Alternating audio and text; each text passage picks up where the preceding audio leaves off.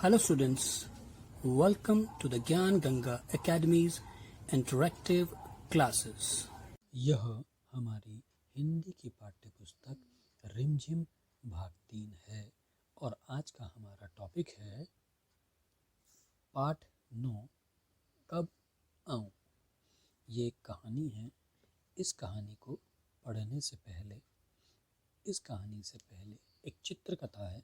चित्रकथा क्या होती है? जिसमें चित्रों के माध्यम से कोई कहानी बताई गई है, उसको पढ़ते हैं। यह सिर्फ रीडिंग पर्पस के लिए है। चलिए रीडिंग करते हैं इस टॉपिक से पहले, और वो है अक्ल बड़ी या भैंस। अक्ल बड़ी या भैंस एक मुहावरा है जिसका अर्थ होता है कि भाई पूछ रहे हैं कि अक्ल बड़ी है कि भैंस। ये उसके लिए इस्तेमाल किया जाता है जहाँ पर कि मूर्ख लोग अक्ल को छोटी बताकर भैंस को बड़ी बताएंगे, और जो समझदार होंगे वो अक्ल को बड़ा बताएंगे। तो वही समझाने की कोशिश की गई है इस कहानी में। पढ़ते हैं क्या है अक्ल बड़ी या भैंस। आवंती के शहर में एक पहलवान भी रहता था। एक दिन वह आवंती से बोला, तुम भले ही अक्ल में बड़े हो, लेकिन ताकत तो मुझ में ही अधिक है। आवंती से एक पहलवान बोल रहा है।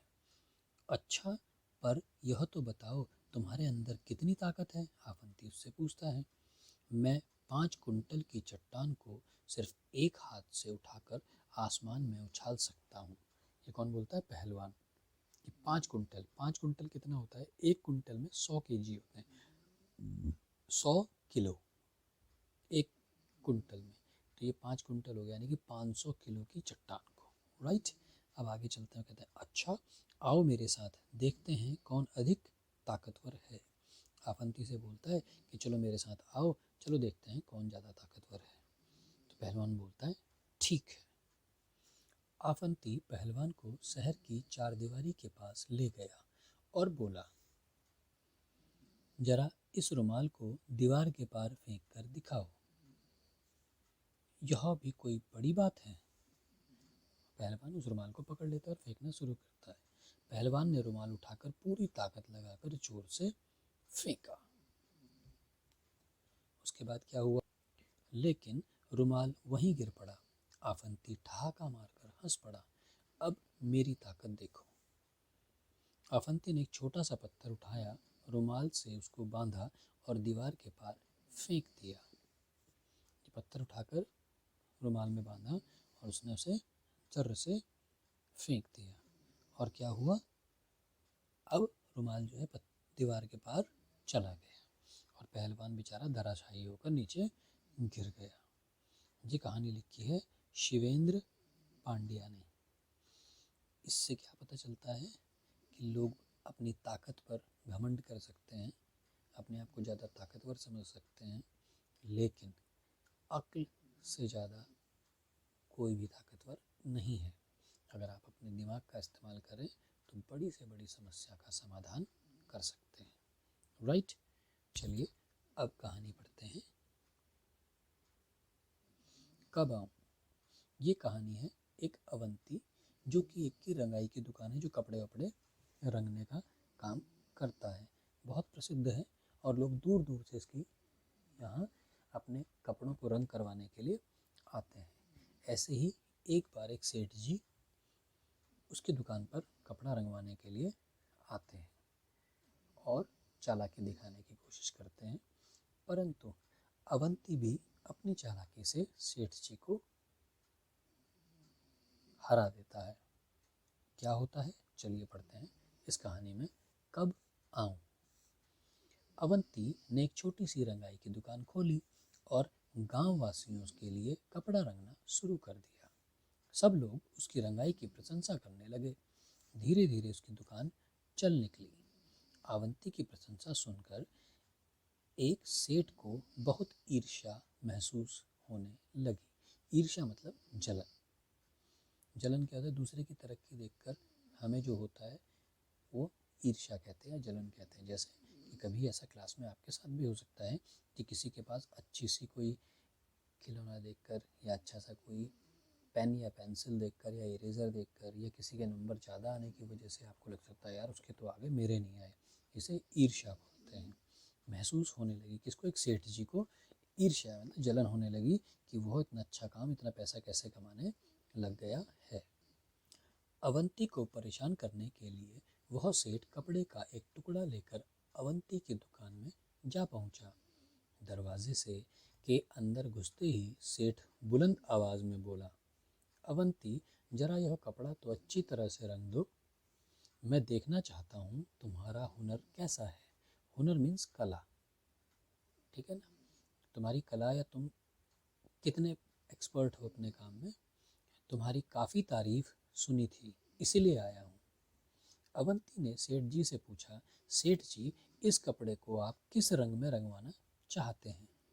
सेठ ने कहा, रंग रंग के बारे में मेरी कोई खास पसंद तो है नहीं, पर मुझे हरा, पीला, सफ़ेद, लाल, नारंगी, नीला, आसमानी, काला और बैगनी रंग कतई अच्छे नहीं लगते। समझे कि नहीं। अवंती ने जवाब दिया, समझ गया हूँ, अच्छी तरह समझ गया हूँ। मैं ज़रूर आपकी पसंद की रंगाई कर दूंगा। क्या हुआ, सेठ ने लगभग सारे रंग उसे गिना दिए और कहा कि ये मुझे अच्छे नहीं लगते। इसका मतलब कि तुम्हें इस कलर में जो मैंने बताए हैं इनमें नहीं रंगना है। अवंती समझ गया कि जो सेठ जी हैं वो उसके साथ कोई खिलवाड़ या मस्ती करने के मूड में हैं, तो इसलिए वो भी कहता है कि समझ गया हूँ, अच्छी तरह समझ गया, मैं ज़रूर आपकी पसंद की रंगाई कर दूंगा। अवंती ने सेठ का मंसूबा भांपते हुए उसके हाथ से कपड़े का टुकड़ा ले लिया। अब मंसूबा मतलब इरादा, भांपना मतलब समझ जाना। तो अवंती ने सेठ का जो इरादा था वो समझ लिया था, मतलब कि वो समझ गया था कि सेठ रंगने कपड़े को रंगवाने नहीं आया है, वो ज़रूर कोई बदमाशी करने के चक्कर में आया है, इसलिए उसने चुपचाप हाथ से कपड़ा ले लिया। सेठ ने खुश होकर कहा, अच्छा, तो मैं इससे लेने मैं किस दिन आऊँ।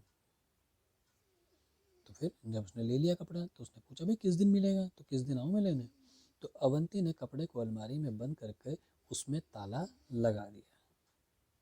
अवंती भी होशियार था, तो उसने क्या करा, राजा उस सेठ के सामने ही उसको अलमारी में रखकर उसमें ताला लगा दिया और सेठ से बोला, आप इसे लेने सोमवार, मंगलवार, बुधवार, बृहस्पतिवार, शुक्रवार, शनिवार और रविवार को छोड़कर किसी भी दिन आ सकते हैं।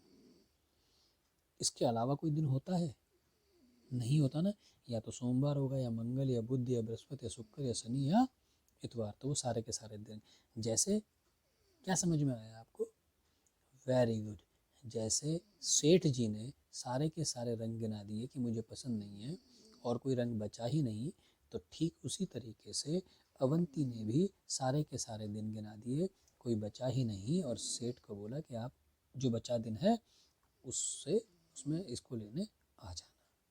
सेठ समझ गया कि उसकी चाल उल्टी पड़ गई चुकी है। चाल उल्टी पड़ना ये एक मुहावरा है, इसका अर्थ होता है कि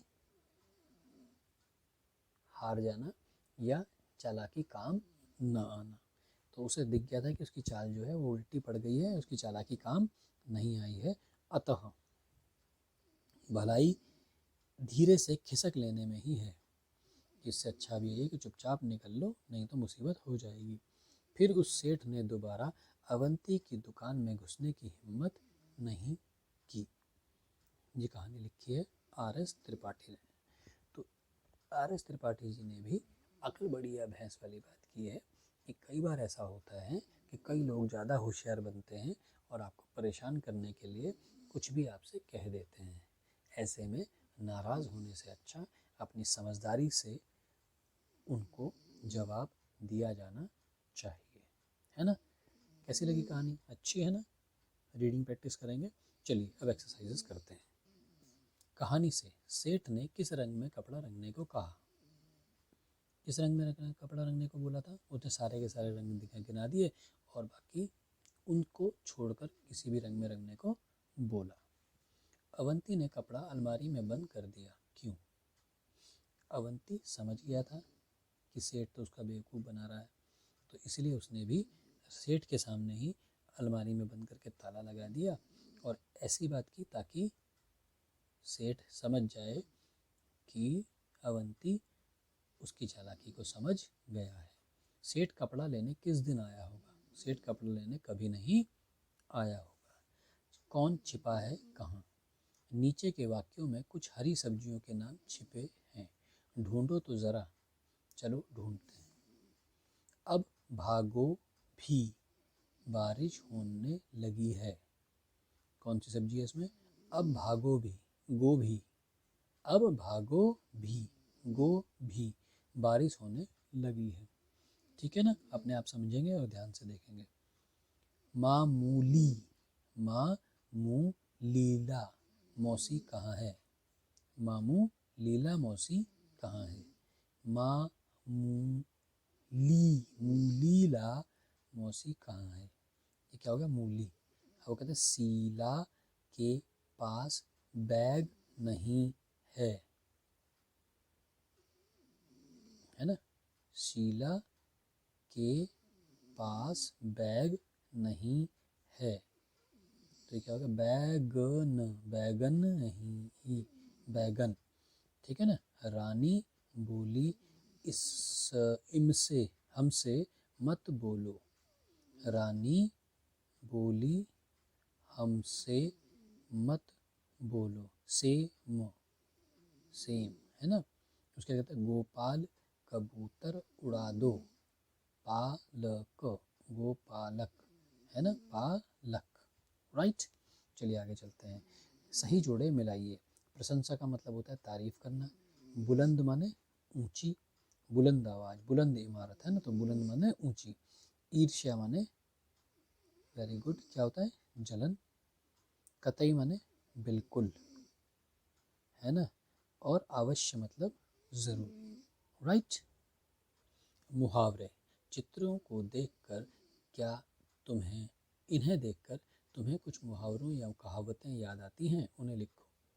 क्या कहते हैं? चित्रों को पहले ध्यान से देखो और कुछ अगर याद आ रहा है तो उसको यहाँ पर नीचे लिखो। ठीक है? अंधेरा और दिया, ठीक है ना? तो इसमें क्या हो सकता है? दिया तले अंधेरा, दिया के तले में अंधेरा हमेशा होता है। क्यों? रोशनी ऊपर और नीचे अंधेरा होता है। अभी कहता है आरसी। इसका क्या मतलब हो गया? हाथ में कंगन है, हाथ कंगन को आरसी क्या और पढ़े लिखे को फारसी क्या। अर्थात कि भाई जिसको किसी चीज़ की जानकारी है उसको घबराने की ज़रूरत नहीं है, वह तो उससे जब भी पूछोगे तो वो सही सही बता देगा, है ना? और पढ़े लिखे को फारसी का क्या मतलब? जिसे आता है उसके लिए कोई फ़र्क नहीं पड़ता कि किसी भी लैंग्वेज में वो काम हो रहा हो। अब ये है आस्तीन और सांप, है ना? आस्तीन क्या होती है? शर्ट की जो होती है ना, तो ये क्या हो गया? आस्तीन में सांप का होना, ये हुआ मुहावरा। इसका अर्थ होता है कि किसी अपने के द्वारा धोखा देने की आशंका का होना, है ना? या जो कोई अपना परिचित हो और वो धोखा दे जाए तो उसको बोलते हैं आस्तीन में सांप था भाई ये तो। उसके बाद कहते हैं 1 और 1 11। ये भी एक मुहावरा है। 1 और 1 11 मतलब कि लोगों को आपस में मिलकर शक्तिशाली हो जाना। 1 और 1 11 हो जाना। 1 और 1 11 तो नहीं होते ना, 2 ही होते हैं, लेकिन 1 और 1 मतलब मिलकर और ज़्यादा शक्तिशाली हो जाना मतलब होता है 1 और 1 11। कहो कहानी। अब कुछ शब्द दिए गए हैं नीचे, इनसे आपको कहानी बनानी है। क्या? विद्यालय, गुरुजी, छुट्टी, बंदर, डंडा, केला, पेड़, ताली, भूख, बच्चे, भूख। इन शब्दों को पढ़कर तुम्हारे मन में कुछ बातें आई होंगी। इन सब चीज़ों के बारे में एक छोटी सी कहानी बनाओ और अपने साथियों को सुनाओ। जैसे कि एक बार विद्यालय में गुरुजी पढ़ा रहे थे कि छुट्टी हो गई। बंदर विद्यालय में आ गया और पेड़ पर चढ़कर केला खाने लगा, जिसे देखकर बच्चे ताली बजाने लगे। गुरुजी ने डंडा उठाकर उस भूखे बंदर को भगा दिया, है ना? और भी कुछ आप कहानी बनाएंगे। उछालो, एक रुमाल या कोई छोटा सा कपड़ा उछाल कर देखो, किसका रुमाल सबसे ऊंचा उछलता है। रुमाल के साथ बिना कुछ बांधे उसे और ऊंचा कैसे उछाला जा सकता है। एक रुमाल में छोटा सा कपड़ा, रुमाल या कोई छोटा कपड़ा उछाल कर देखो, किसका रुमाल ऊपर जाएगा। ये सबसे बढ़िया है। अब वो साथ में कहता है कि रुमाल के साथ बिना कुछ बांधे इसे और ऊंचा कैसे उछाला जा सकता है। ये दिमाग लगाएंगे और उसके बाद इसको लिखेंगे। Right students. समझ, समझदारी, समझ का समझदारी। तो ऐसे ही रंगाई शब्द रंग से बना है, जैसे रंग का रंगाई, इसी तरह शब्द बनाओ। क्या है, रंग का रंगाई, साफ का सफाई, चढ़ का चढ़ाई और बुन का बुनाई। राइट। क्या समझे, जिन शब्दों के नीचे रेखा खींची है उसका मतलब बताओ। इनकी मीनिंग बतानी है जिनके नीचे लाइन डली है। जैसे मुझे बैगनी रंग कतई मतलब बिल्कुल भी अच्छा नहीं लगता, कतई माने बिल्कुल भी। अवंती ने सेठ का मंसूबा, मंसूबा मतलब इरादा, हुनर मतलब कला, आवाज़, आवाज़ का मतलब तो आवाज़ ही होगा, है ना। यहाँ बुलंद कहना चाह रहा होगा, बुलंद का मतलब ऊंचा, है ना। सेठ को ईर्ष्या होने लगी, ईर्ष्या मतलब जलन। और रंग के बारे में मेरी कोई खास, खास मतलब विशेष पसंद तो नहीं है, खास मतलब विशेष। कैसा लगा आफंती, आफंती के बारे में कुछ वाक्य लिखो। तुम उसके कपड़ों, शक्ल सूरत, पालतू पशु, बुद्धि आदि के बारे में भी बता सकते हो। ये किसका है, आफंती के बारे में हो रहा है, अवंती के नहीं। अवंती जो पहले स्टोरी में था, तो उसके कपड़े वपड़े देखकर आप कुछ भी यहाँ पर, उसके जानवर, उसके पास एक घोड़ा था, है ना, वो बड़ा समझदार था, उसने उसमें अपने बुद्धि का प्रयोग करके वो बड़ी से बड़ी समस्या को टाल सकता था, है ना। इस तरीके से कुछ भी आप बनाएंगे। जोड़े ढूंढो, जोड़े कैसे, जैसे दिन दीन, मेला मैला, है ना। ऊपर दिए गए शब्दों के जोड़ों में केवल एक मात्रा बदल गई है, किसी भी मात्रा को बदलने से अर्थ भी बदल जाता है। ऐसे ही और जोड़े बनाओ, देखें कौन सबसे ज़्यादा जोड़े ढूंढ पाता है ना। तो अब जैसे लोग, ठीक है ना, अब अपने और एक और मात्रा डाल दी, लौंग, ठीक है। ऐसे इसी तरीके से कम और काम, है ना, कौ पे आगा डंडा लगा दिया, काम हो गया, ठीक है ना। ऐसे ही जान, और ये क्या हो गया, जाना। इसी प्रकार आपने जोड़े बनाने हैं, एक मात्रा हटाकर कोई दूसरा शब्द उसका बना देना है। Right students. कुछ कलाकारी, कब आऊं वाले किस्से को चित्रकथा के रूप में लिखो। इसकी स्टोरी बनाओ और पिक्चर्स बना के, अलग अलग पिक्चर्स बना के उसकी स्टोरी बनाओ, जैसे कि पहले वाली रीडिंग वाली स्टोरी में था। क्या है फालतू, फालतू मतलब एक्स्ट्रा, ठीक है ना, आवश्यकता से अधिक, उसे बोलते हैं फालतू। नाउ कभी कभी हम अपनी बात करते हुए ऐसे शब्द भी बोल देते हैं जिसकी कोई ज़रूरत नहीं होती। इसी तरह इन वाक्यों में कुछ शब्द फालतू हैं, उन्हें ढूंढकर अलग करो। राइट। अब जैसे क्या है, बाजार से हरा धनिया पत्ती भी ले आना, ठीक है। अब बाजार से हरा धनिया पत्ती भी ले आना, तो हरा कहने की तो ज़रूरत ही नहीं, धनिया पत्ती तो आपको हरी ही मिलेगी। तो क्या होगा, बाजार से धनिया पत्ती, या पत्ती भी हटा देंगे, धनिया पत्ती कह देंगे तो सुविधा, धनिया तो बीज में भी आता है ना, तो धनिया पत्ती भी ले आना। राइट। नेक्स्ट, एक, या हम लिख सकते हैं बाजार से हरा धनिया भी ले आना, पत्ती हटा सकते हैं, ठीक। अगला, एक पीला पका पपीता काट लो, तो इसमें भी एक पका पपीता काट लो। अरे रस में इतनी सारी ठंडी बर्फ़ क्यों डाल दी। अब बर्फ़ तो वैसी ठंडी होती है, ठंडी लिखने की ज़रूरत नहीं है ना। ज़ेबा बगीचे से 2 ताज़े नींबू तोड़ लो। अब ताज़े की ज़रूरत नहीं है, अब जब पेड़ से तोड़ेंगे तो वो तो ताज़े ही होंगे ना। उसके बाद कहते हैं बेकार की फालतू बात मत करो। अब या तो बेकार की भी हटानी पड़ेगी या फालतू, बेकार की बात मत करो या फालतू बात मत करो। राइट स्टूडेंट्स, तो ये था चैप्टर आपका, जो एक था अक्ल बड़ी या भैंस, वो रीडिंग करने के लिए था, और दूसरा था कब आऊँ। दोनों की दोनों स्टोरीज आपके समझ में आ गई होंगी। आज के लिए इतना ही। Good day, take care. I hope you enjoyed our video. Thanks for being with us.